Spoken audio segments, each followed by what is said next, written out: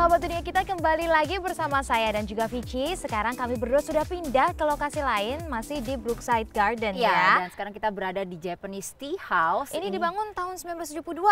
Udah tua banget ya. Ketok dulu. Nggak setua kamu. Nggak setua kamu juga. Tapi yang jelas Japanese Tea House ini terinspirasi dari budaya Jepang. Tapi ngomong-ngomong soal inspirasi. Oke, kamu ada inspirasi lain? Iya, saya punya cerita nih yang inspiratif juga buat kita. Seorang perempuan aktivis nih asal Indonesia yang membuat sebuah LSM atau organisasi, intinya dia membantu perempuan-perempuan Poso. Waduh, keren banget. Makanya, seperti apa sih cerita lebih lengkapnya? Kita coba simak ceritanya yang berikut ini. Lalu waktu di tengah penelitian ada seorang ibu sempat nanya ke saya gitu, kalau kamu habis meneliti kami lalu menulis, lalu setelah itu apa gitu. Kami tetap kehilangan suami, kehilangan anak kami tetap dibunuh dan seterusnya, lalu apa? Dan pertanyaan itu menghantui saya sejujurnya. Berawal dari pertanyaan tersebut, Lian Gogali lalu memutuskan untuk meninggalkan hidup nyamannya di Yogyakarta dan pulang ke Poso, tanah kelahirannya. Perkenalan Lian dengan ibu dan anak-anak korban konflik di tempat pengungsian melahirkan ide-ide untuk memberdayakan para perempuan ini. Bagi saya, perempuan punya peranan yang sangat penting, baik saat konflik maupun pasca konflik. Mereka orang yang pertama yang membangun perdamaian di masyarakat. Melalui Institut Mosintowo, sebuah gerakan komunitas akar rumput di wilayah pasca konflik Poso, Sulawesi Tengah, Lian dan rekan-rekannya menggagas berbagai kegiatan pendidikan. Kita punya ide bahwa pendidikan menjadi tahap awal untuk membongkar prasangka keagamaan khususnya. Saya punya perpustakaan Sofia namanya. Perpustakaan itu memang dikhususkan untuk bukan hanya memberikan akses terhadap anak-anak untuk buku, khususnya di daerah konflik dan juga daerah pedesaan kan sangat jarang akses terhadap buku, tapi juga penting di daerah pasca konflik untuk bisa mempertemukan anak-anak Muslim, Kristen, Hindu, karena selama ini mereka divided. Selain perpustakaan keliling Sofia, program pemberdayaan melalui pendidikan juga diwujudkan dalam bentuk sekolah perempuan.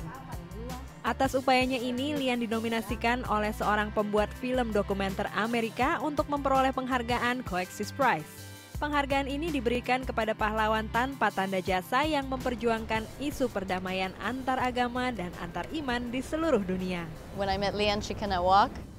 She has no money, tapi punya mimpi besar untuk perdamaian di Poso dengan perempuan dan anak. Lian pun memenangkan Coexist Award, mengalahkan 300 nominator lainnya, serta menerima penghargaan ini di New York University, New York. Dalam wawancara setelah kemenangannya, Lian mendedikasikan penghargaan ini untuk para perempuan dan anak-anak yang telah bekerja sama dalam segala keterbatasan untuk memperjuangkan perdamaian dan keadilan. Dari New York dan Washington DC, demikian laporan tim VOA.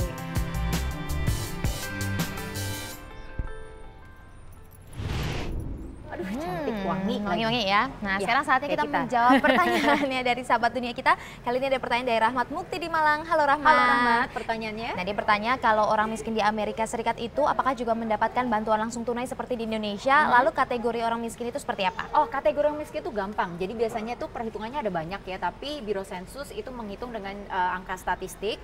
Jadi ditentukan berdasarkan dengan jumlah penghasilan dalam setahun dan juga jumlah anggota keluarga. Nah, setiap tahunnya itu bakal berbeda, Vina. Jadi untuk tahun 2011 itu standarnya adalah $22.350 dengan jumlah anggota keluarga 4 orang.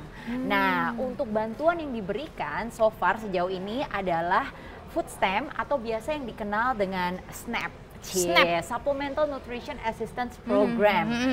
Jadi bantuan nutrisi ini untuk meningkatkan supaya nutrisinya orang-orang itu tercukupi, Terutama yang berpenghasilan rendah ya. Dan itu dibentukkan dalam bentuk seperti kayak debit card gitu. Gesek. Iya, gitu. Untuk bantuan langsung tunai seperti di Indonesia juga ada namanya Transitional Aid to Families with Dependent Children. Nah, ini berupa uang tunai, juga asuransi kesehatan, tapi baru ada di negara bagian Massachusetts. Nah, ini ditujukan khusus kepada ibu hamil dan juga single mother biasanya. Nah, mudah-mudahan itu bisa menjawab pertanyaan Rahmat Mukti yang ada di Malang.